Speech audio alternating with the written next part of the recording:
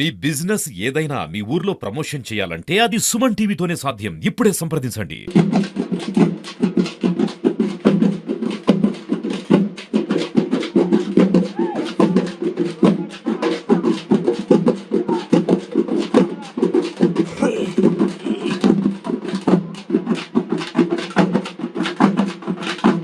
కాబట్టి భారతి గురించి నేను రెండు మాటలు మీకు చెప్పాలనుకున్నా.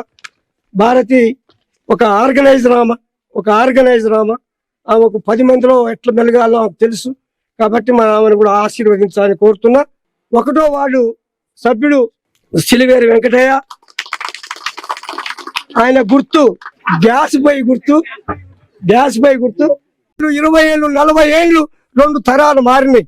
వాళ్ళకంతగా తెలవకపోవచ్చు, వాళ్ళను చూస్తుండ్రు కాబట్టి తెలిసింటుందేమో.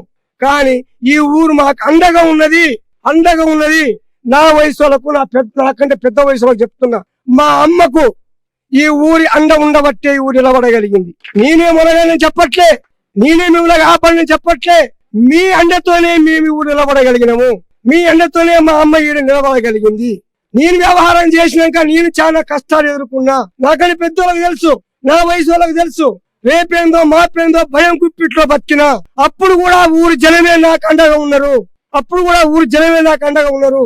నేను ఇవాళ నిలబడి మాట్లాడుతున్నంటే ఏకగ్రీవంగా సర్పంచ్ అయినా అంటే ప్రజలంటే నాకుండి, నా అంటే ప్రజలకుండి నేను నీతివంతమైన రాజకీయాలు చేయడం ద్వారానే అది సాధ్యమైంది. ఒకసారి ఆయనకి ఇచ్చినాం కదా, మళ్ళా ఆయనే చేయాలన్నా, ఆయన భార్య చేయాలనే ప్రశ్న ఎదురవుతుంది మీ అందరికి. కానీ ఒక మాట అడుగుతున్నా, ఒక జీతగాడు 20 ఏళ్ళు జీతం చేస్తాడు. 20 ఏళ్ళు ఎందుకు చేయాలని జీతం అంటే ఆశానికి ఆయన పని నచ్చింది, ఆశాని మంచితనం ఆయనకు నచ్చింది, అంతే కదా.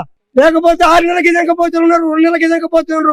కష్టంగా ఏడాది చేసిన ఆయన నీకు రామ్ నేను చేయలేని పోతులు ఉన్నారు. కానీ 20 ఏళ్ళు 30 ఏళ్ళు జీతం చేసినట్టు ఉన్నారు. కానీ నేను 45 ఏళ్ళు మీకు జీతం చేసిన, నేను మీకు 45 ఏళ్ళు జీతం చేసిన, మీకు నేను జీతపత్యం లేని జీతం, నా జేబుల ఖర్చు పెట్టుకున్న జీతం.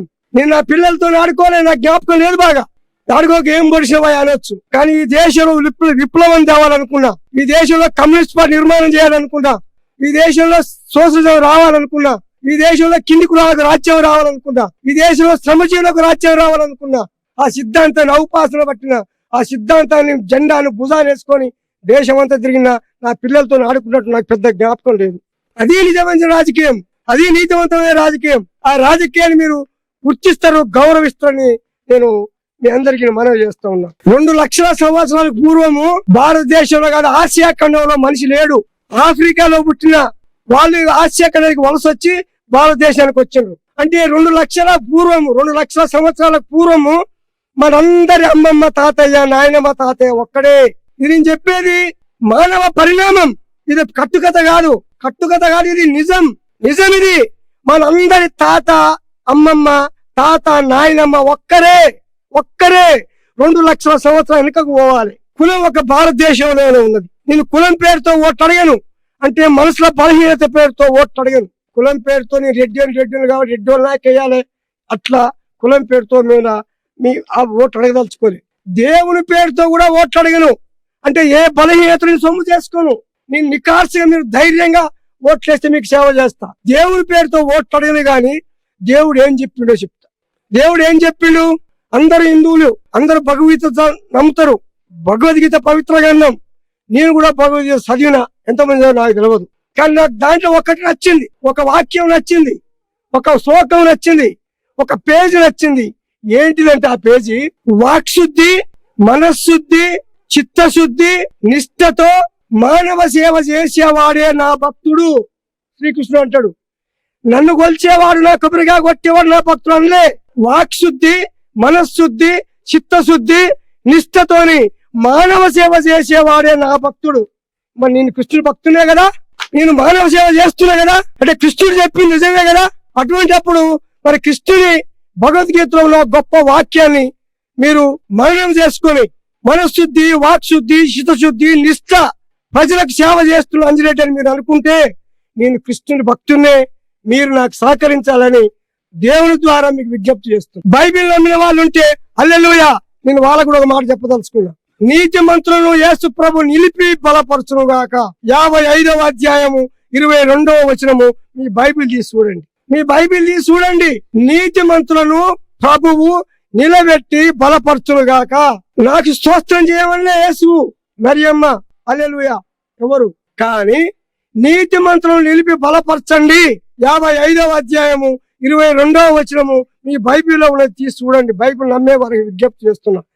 మీరు ఎవరికి ఓటేయాలి? అంజరెడ్డి చెప్పిన వారికి ఓటేయాలి. అంటే నీ నీతిగా ఉన్ననా లేనా మీరు ఆలోచించుకోండి. బైబిల్ వచనానికి నేను సరిపోతున్నా లేనా మీరు ఆలోచించుకోండి. ఖురాన్ కూడా చెప్తా, కానీ ఎవరు లేరు, ఎవరు లేరు ఖురాన్ చదువుతారు కాబట్టి అది వదిలేదు. ఆ లోడిద పదవి నాకెందుకు? మిమ్మల్ని అవమానపరిచి గెలిచే పదవి నాకెందుకు? నాకొద్దు. ప్రజలను నేను గౌరవంగా చూస్తున్నా. ఇంతకు ముందు ఓటర్లో మంచిది కదా అనొచ్చు. ఉదాహరణకు ఎంపీటీసీ ఎన్నికలు వచ్చినాయి, వల్లభరెడ్డి ఓడిపోయిండు, ఆయన మందు పంచినా కూడా.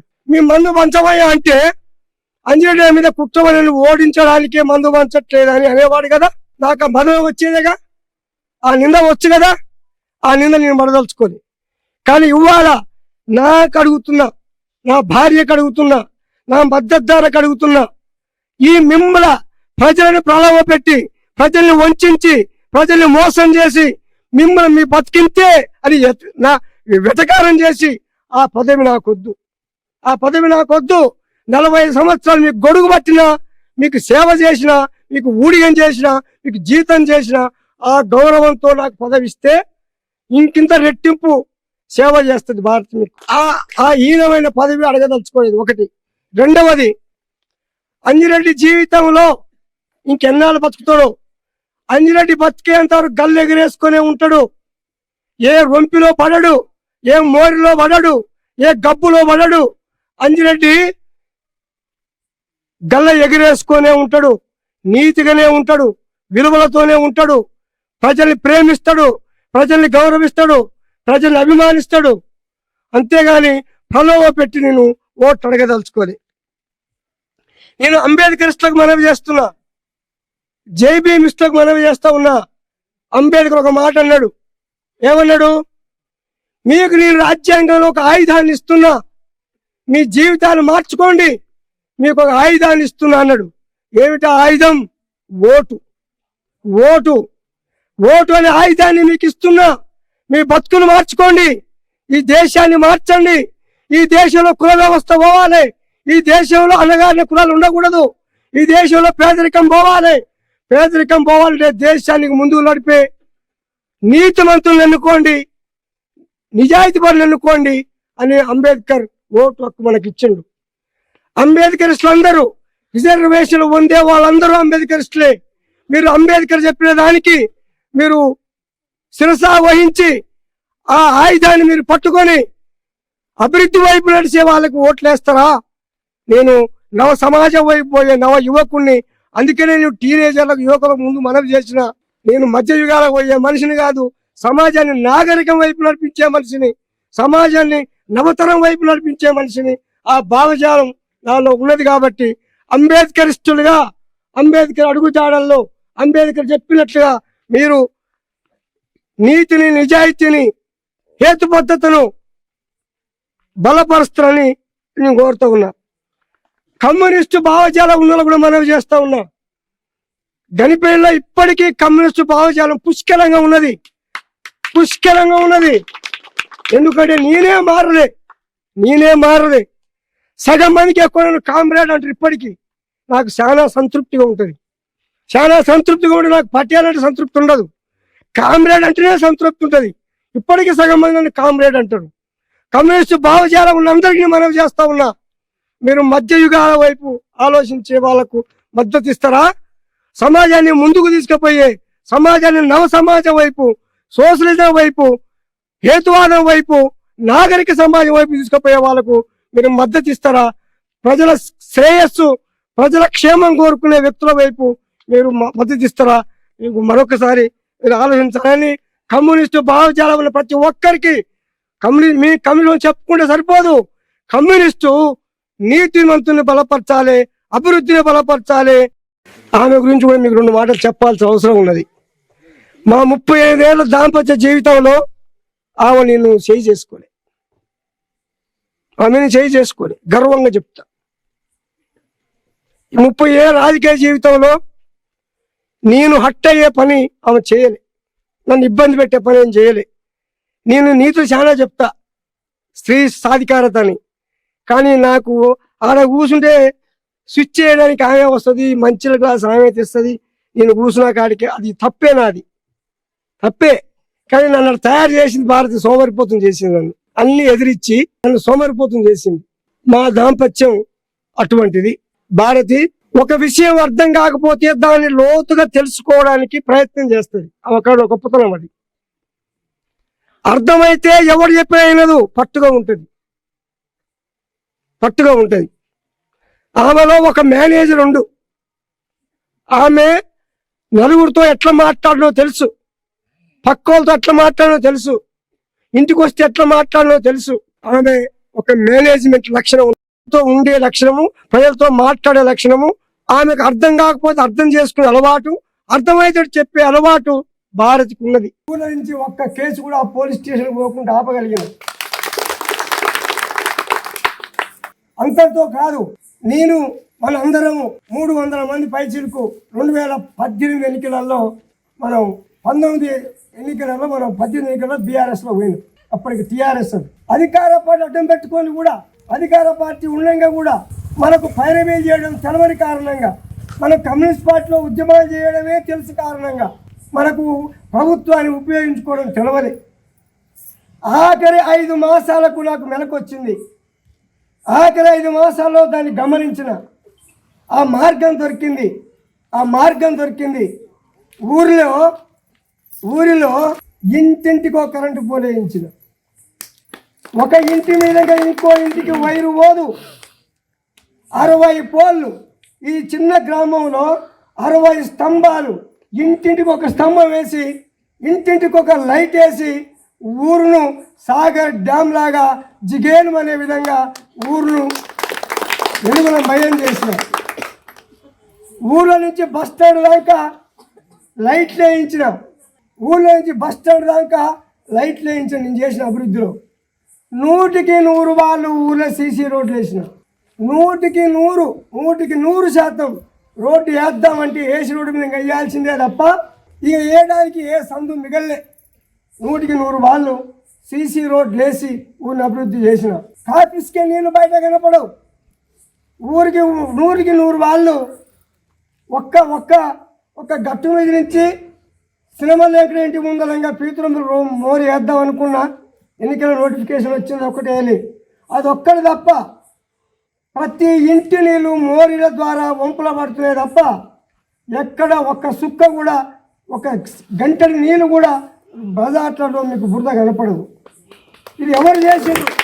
ఈ అభివృద్ధి ఎవరు చేసిండ్రు? ఇవాళ దుబ్బశలకల్లా గుడిపల్లి దారికి ఎస్సీలకు బీసీలకు మట్టి రోడ్డు వేసినాం. ఆ మట్టి రోడ్డు లేకపోతే ఈ వర్షాలకు, ఈ కాలం నీళ్లకు, ఈ ట్రాక్టర్లు తిరుగుతున్న ఈ రొంపికి పుట్టగడ దాకా ఒడ్డు మోసుకోవాల్సి వచ్చు. అభివృద్ధిని ఎవరు మర్చిపోకూడదు. ఎవరు మోకాలు లోతు రోడ్లు పోయారు. మట్టి రోడ్డు వచ్చిందంటే బాటిని ఎర్రగా చూపెట్టి ఏఈకి కమిషన్ ఇచ్చి దొంగ బిల్లులు రాపించుకొని లక్షలు దోచుకుంటారు. నేను నష్టపోయినా. ఎవరు నడుము లోతు రోడ్లు వేయరు, తెలుసుకోండి మీరు. మట్టి ఎర్రగా చేసి బిల్లులు తీసుకుంటారు. అందులో ఒక పెండింగ్ ఉన్నది. ఆ పెండింగ్ తర్వాత చెప్తా. నేను ఏం చేస్తే భవిష్యత్తులో అని చెప్పేటప్పుడు చెప్తా.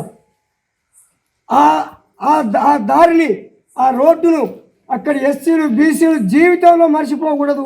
వాళ్ళకి జ్ఞాపకం ఉండాలి అని నేను మనవి చేస్తా ఉన్నా. భీమనపల్లి దాకా అది నడుముల్లోతు రోడ్డు వేసి రోడ్డు పూర్తయిన వారం రోజుల్లోనే దేవరకొండ డిపో మేయర్తో మాట్లాడి ఊళ్ళకు బస్సు వేయించిన. ఇవాళ గనిపల్లి ఊళ్ళకు 3 బస్సులు, అంతలా గుడిపల్లికి 2 బస్సులు, అంతలా సేపూరికి బస్సే లేదు.